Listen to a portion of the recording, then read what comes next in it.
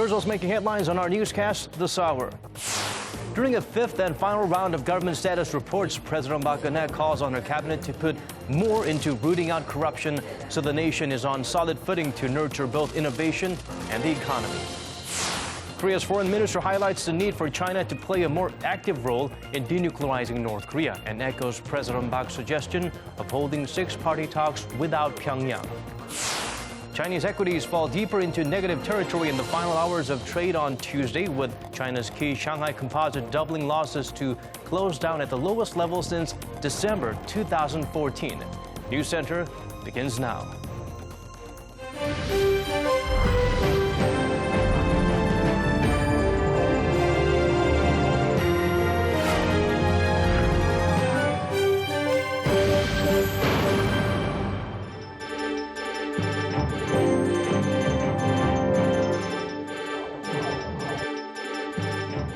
Hello, welcome to this Tuesday evening's edition of News Center. I'm Daniel Che, filling in for Moon Ganyong.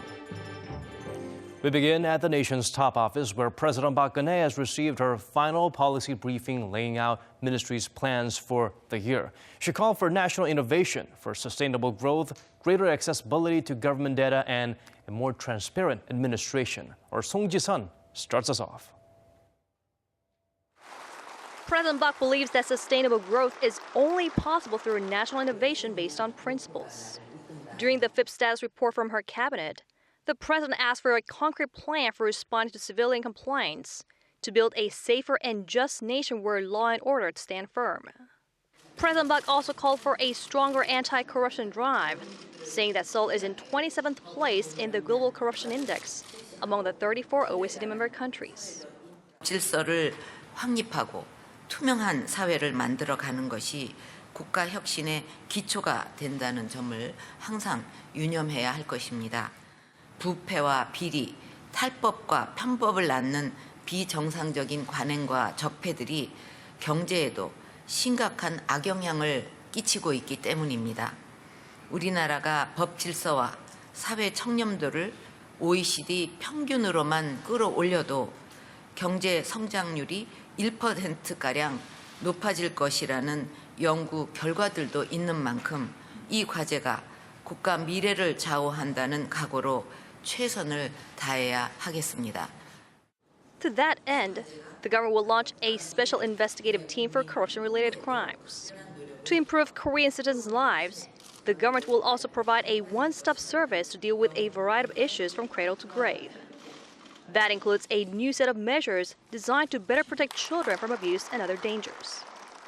As part of President Park's Government 3.0 initiative, the administration will make more state-owned big data public so that people can make use of the information. Song Ji-sun, Arirang News. South Korea's foreign minister is advocating for five-party denuclearization without North Korea, promoting it as one way of getting the regime to abandon its nuclear ambitions. The minister also called on China, Pyongyang's close ally, to play a leading role in pressuring the regime. Our Connie Kim tells us more. Holding denuclearization talks without North Korea could be a way to revive the six-party talks, which have been stalled since 2008. That's according to South Korean Foreign Minister Yoon Byung-se in an interview with Seoul-based Yonhap News Agency on Tuesday. Yoon said now is the time for the five parties, South Korea, the U.S., China, Japan, and Russia, to sit down for talks. His remarks are in line with President Park Geun-hye's recent proposal for five-party talks as one way to get the North to give up its nuclear ambitions. Yoon also called on China, the regime's longtime ally, to play a constructive role in pressuring Pyongyang, saying it's the international community versus North Korea when it comes to the regime's nuclear weapons program. China has been reluctant to impose heavy sanctions on Pyongyang. Reflecting its close ties with the North, Beijing recently voiced opposition to the idea of resuming the denuclearization dialogue without Pyongyang. Regarding a draft United Nations Security Council resolution on North Korea, Yoon said the related countries agree on the need for strong measures that correspond to the level of Pyongyang's recent provocation. Nearly 20 countries have reportedly taken measures against the North since the test, including the withdrawal of invitations to North Korean officials. The foreign minister said unilateral measures that include penalizing third-party countries that do business with the regime are also on the table. In an effort to secure Moscow's support for stronger sanctions on the north, Minister Yoon says he's planning a trip to Russia, one of the veto-wielding members of the UN Security Council and a six-party talks participant. Connie Kim, Arirang News. Korea grew in the 2% range last year, failing to reach the government's coveted growth range of 3%. The economy showed signs of recovery in the third quarter on the back of government measures, but the pickup was short-lived. Let's turn to our Hwang Jie standing by at the country's central bank. Jie, can you give us the latest? Weighed down by slowing global and domestic demand, the Korean economy grew 2.6% last year. This marks the slowest pace of expansion in 3 years and comes as the economy was hit hard by the MERS outbreak, as well as sluggish exports, mainly caused by the slowdown in China. The contribution of exports to growth dropped for the sixth straight quarter in the last quarter of 2015. Domestic demand was responsible for 2 percentage points of growth in the third quarter, but that dropped to 0.8 percentage points in the fourth quarter. Despite the pickup that the economy showed in the third quarter last year, thanks to a number of government-led sales events to jumpstart spending, the growth rate more than halved in the last 3 months. The Bank of Korea attributes the slowdown to a drastic drop in investment in the construction sector, prompted by weakening home transactions. But some experts say there is a silver lining ahead on the export front. Korea is expecting the free trade deal with China and entry into emerging markets like India and Vietnam with high potential purchasing power to improve exports. Still feeble overall global demand and oil prices, which are hitting fresh lows, remain some of the major concerns for this year. And with a majority of foreign and local institutions expecting Korea to expand in the 2% range again in 2016, Finance Minister Yoo Il-ho on Tuesday once again urged ministries to do their best in front-loading their budget spending in the first 3 months. Markets are also seeing mounting expectations for more monetary easing by Korea's central bank to prop up weak recovery momentum that will further drive down the key interest rate that already stands at a record low of 1.5%. Daniel? Well, half full, half empty, depending on which expert's opinion we're listening to. Thank you for that report. That was our economics correspondent, Hwang Ji-hye. Moving on, the country's two main rival parties just couldn't narrow their differences over the passage of bills that have long been on their agenda, and lawmakers still have a long way to go until they can find a compromise. But they'll have to move quickly. The current session ends in less than 2 weeks. For details, let's turn to our Kim Young-gil.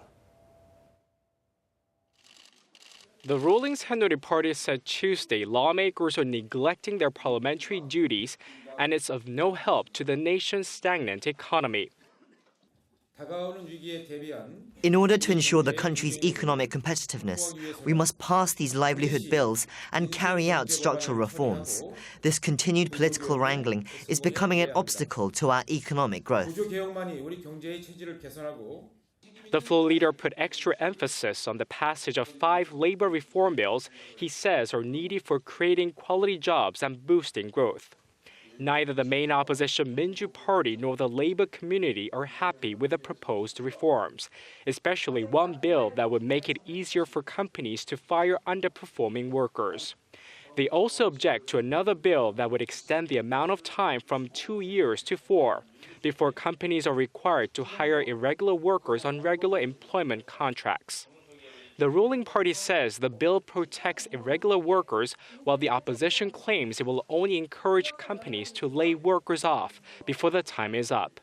The ruling party is also trying to persuade the opposition to bundle the irregular worker bill with one on redrawing the country's electoral map, but the Minju Party isn't likely to agree. The Saenuri Party is trying to tie one of the contentious bills on overhauling the labor market to the redistricting bill. It's holding the redistricting bill hostage, and we must pass that first. The current electoral map became invalid at the end of last year due to changes in the population. Lawmakers are trying to reach a compromise on the constituency bill before a parliamentary election in April and hope to find common ground on the other bills before the current parliamentary session ends on February 8th. 김영길, Arirang News.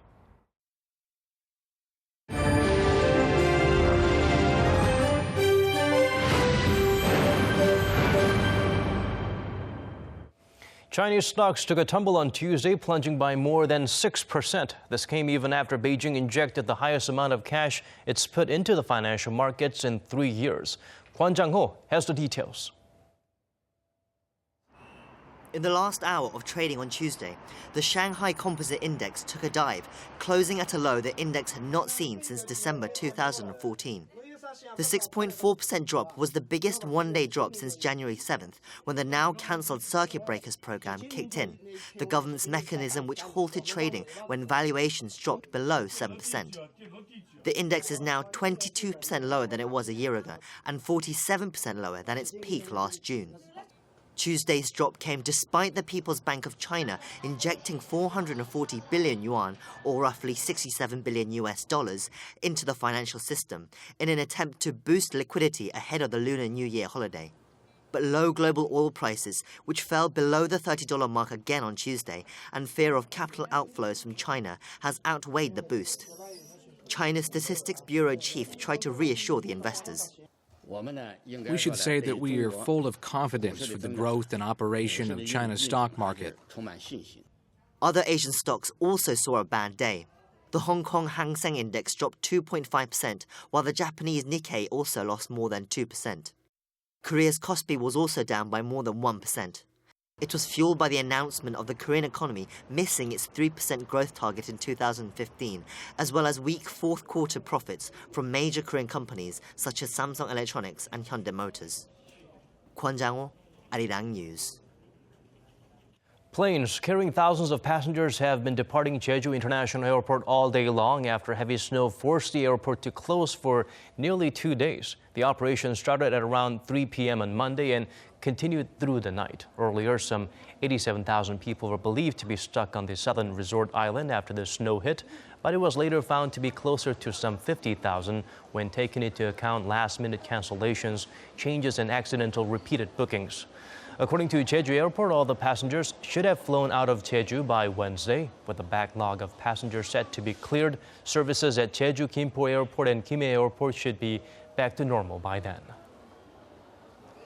2 South Korean survivors of Japan's wartime sexual slavery have traveled to Tokyo to condemn the agreement reached between Seoul and Tokyo on the issue. Speaking at the Japanese parliament on Tuesday, 90-year-old Lee Ok-sun and 89-year-old Kang Il-chul demanded Prime Minister Shinzo Abe apologize to them in person and pay them official reparations. They accused Abe of trying to silence victims by buying them off with what they called meager compensation.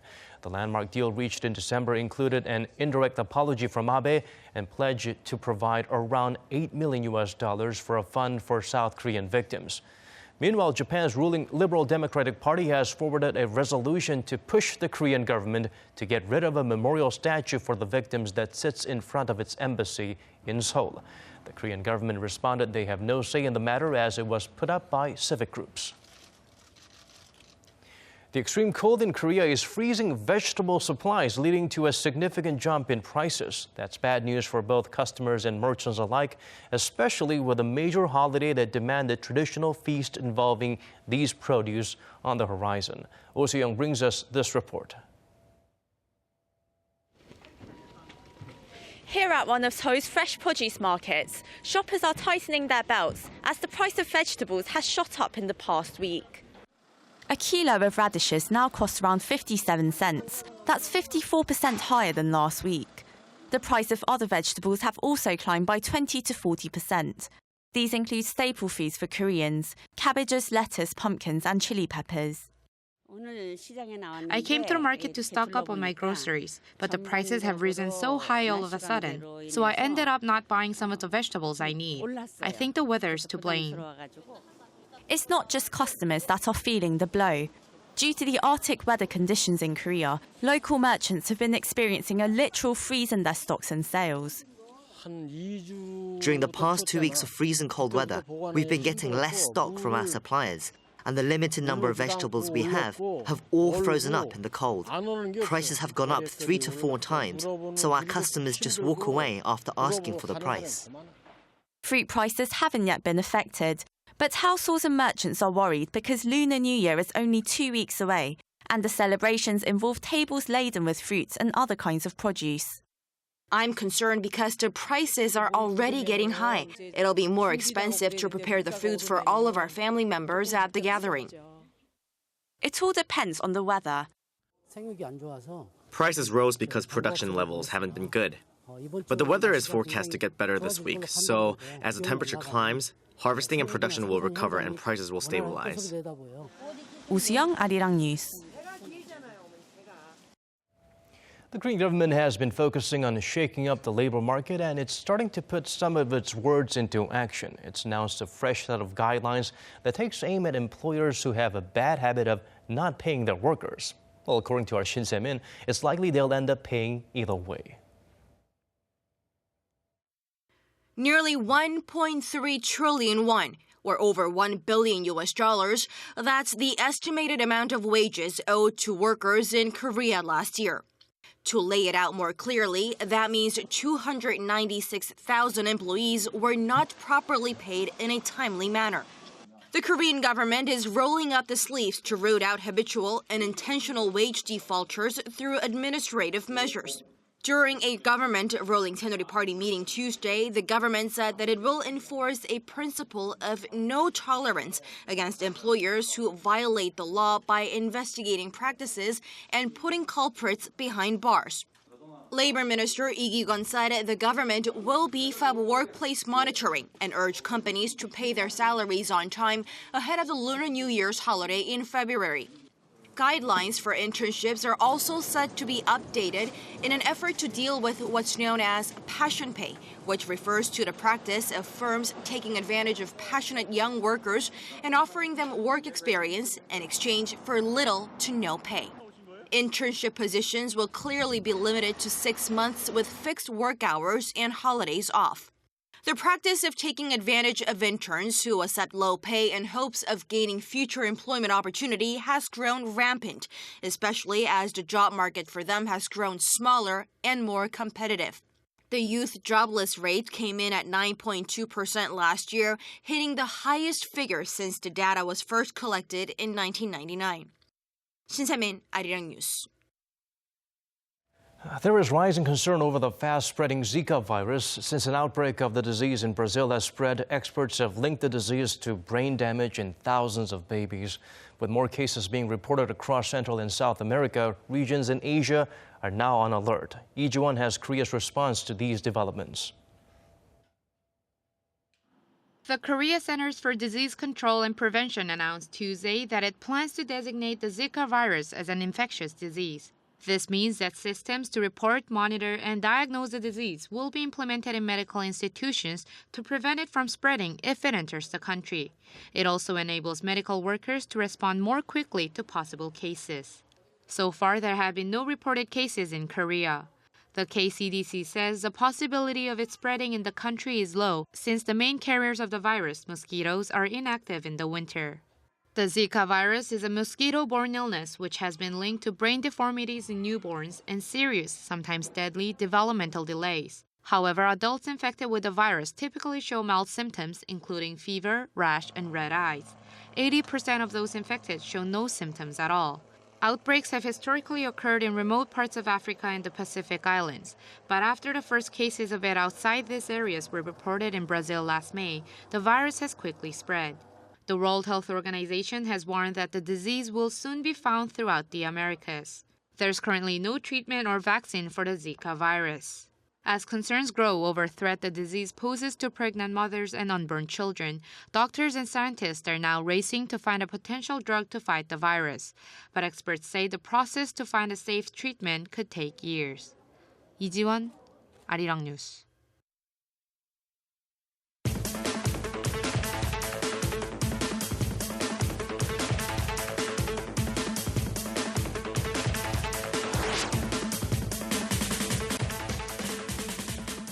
To people with supposedly the power to repair the state of the world. They were gathered all in one place. The 46th World Economic Forum came to a close over the weekend in a small town in the Swiss Alps.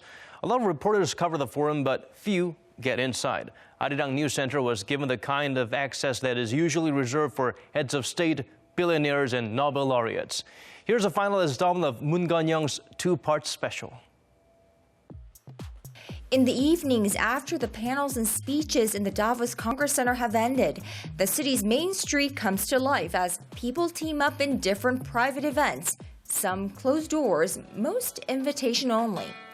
The Facebook Party, the Mackenzie, Emphasis, HSBC, Thomson Reuters, Japan Night, and Korea Night are just a few of these bits of Davos. For attendees, these out-of-officialdom events are a draw because they combine topics they're interested in with people they want to see and talk to, usually in a much smaller venue. What brings you to Korea Night out of all the other nights? To drink Gangjang Baksat Jeju.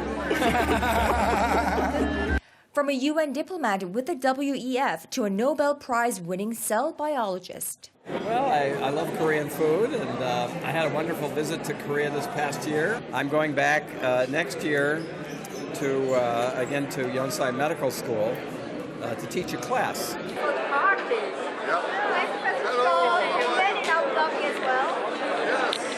So nice to meet you again.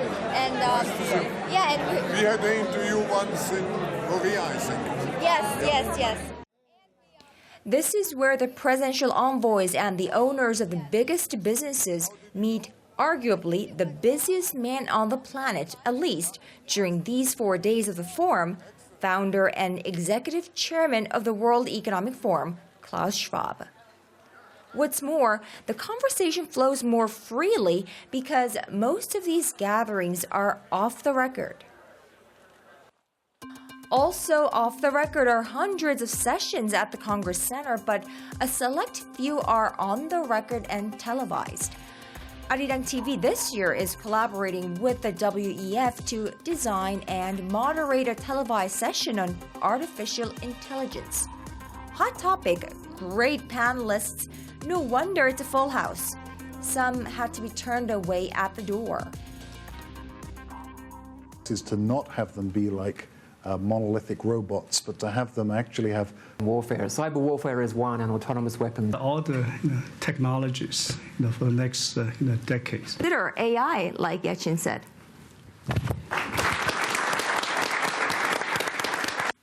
Session over. But my job as a broadcast journalist does not end there. I'm surrounded by the world's top experts. Bringing them to our live news show is a must. This is where the real work gets done. There are 230 media outlets out here in Davos, and Arirang is one of them. Our live shot position is on the roof of the Congress Center, along with CNBC, CNN, Fox Business, Swiss TV, pretty much all the big media outlets right here, living in harmony, I must say. And off we go. The state of artificial intelligence beyond the scope of our 1 hour-long session. Real time with one of, if not the leading mind in computer science and artificial intelligence. All this is possible because this is Davos. Because this is where the smartest, wealthiest of the wealthiest, the most powerful of the powerful are stuck at one time in one place, a tiny town in the Swiss Alps, for 4 days.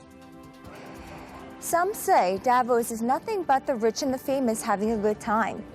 Well, if you ask me, if you go home after 4 days with a new thought, a new idea, a new awareness, I think that's worth all the Davos experience.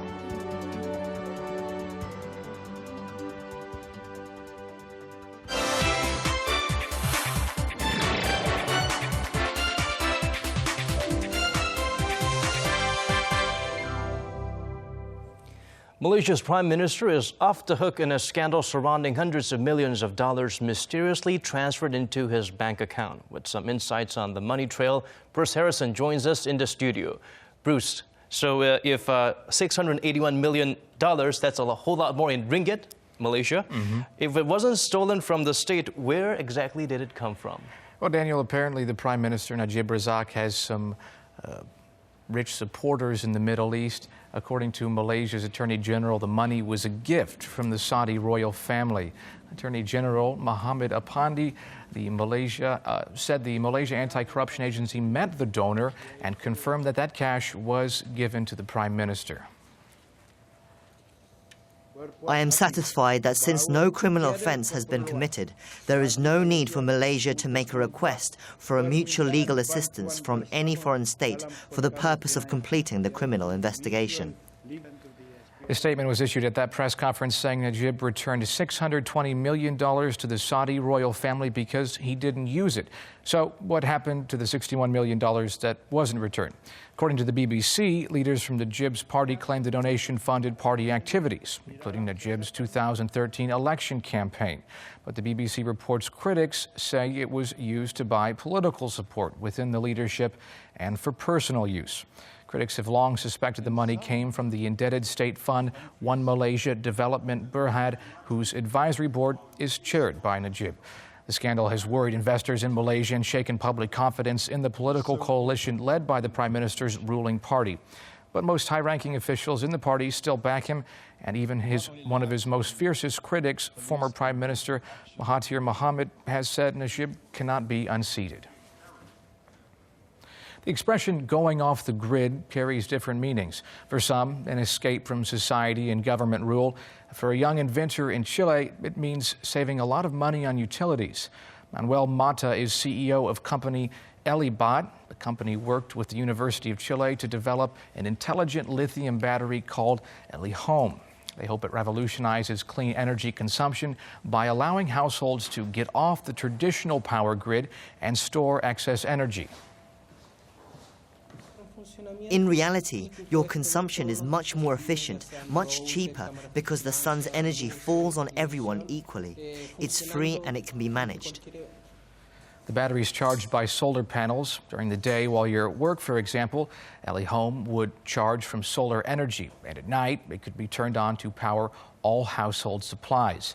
The makers say they're looking for more investment and hope to launch in the near future. Speaking of warmth and cold, it may be hard to believe during this bitter cold winter months in Korea, but last year was actually the hottest year on record according to the UN. That's right, Daniel. Those records go back to the 19th century, quite a ways, and most scientists blame the temps on greenhouse gases from the burning of fossil fuels. According to the UN's World Meteorological Organization, 14 of the 15 hottest years since records started occurred since 2000. It's part of a long-term trend. There is no pause in global warming. It is continue and it is set to continue further. The organization said El Nino contributed to the higher temperatures last year, but is not solely to blame. Well, this isn't an issue that goes unheard. More than almost 190 nations agreed to a summit in Paris that put up the strongest deal yet against in support of shift from fossil fuel towards cleaner energy, something we could have done a long time ago. Sure, the discussion about shifting to renewable energy is going on for a long time. And experts have been saying for a while that it's going to take more than the Paris Agreement to get this to happen. Countries have to implement the guidelines that were reached at that summit, and then also maybe just things on a daily basis, like getting on the bus instead of driving a car, or what they're doing in Chile. A renewable energy source for your home that may take you off the public electricity grid could help in the long run, too. Right, and I believe you're thinking about a very promising investment opportunity. Possibly, yeah. We'll see. In Elihome? You never know. You know, it's cold here. My utility bills are up the roof, Daniel. That's right. Oh, well, you live and you learn in Korea. Exactly. Thanks for those reports, Bruce. My pleasure.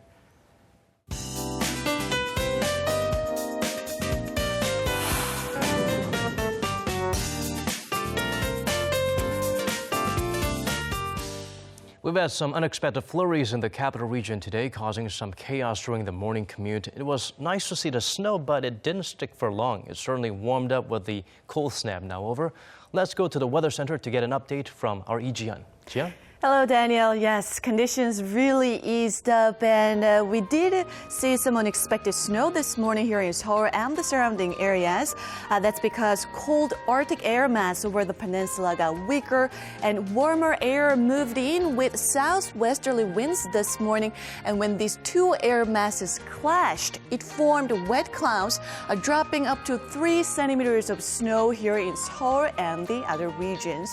And it seems like this warm air will stick around for a while, which means temperatures will be above the seasonal averages for a while. So that means we don't have to battle extreme or freezing conditions for the time being. But the downside is that since this air mass is going to stay put for some time with only light winds and little precipitation, pollutants will stay in the air. So for tomorrow, we'll have a high level of fine dust across the nation. So be sure to drink plenty of water and have a mask handy. But again, temperatures will be milder tomorrow under mostly sunny skies. So let's take a closer look. Daily low here in Seoul and Daejeon will kick off at -6 degrees Celsius, -4 for Daegu, and Busan and Jeju will start out at 1 and 3. And as for the daily highs, here in Seoul will top out at 3 and 6 for Daegu, and Busan and Jeju will see a high of 9 and 10. Now that's Korea for you, and here's a look at the weather conditions around the world.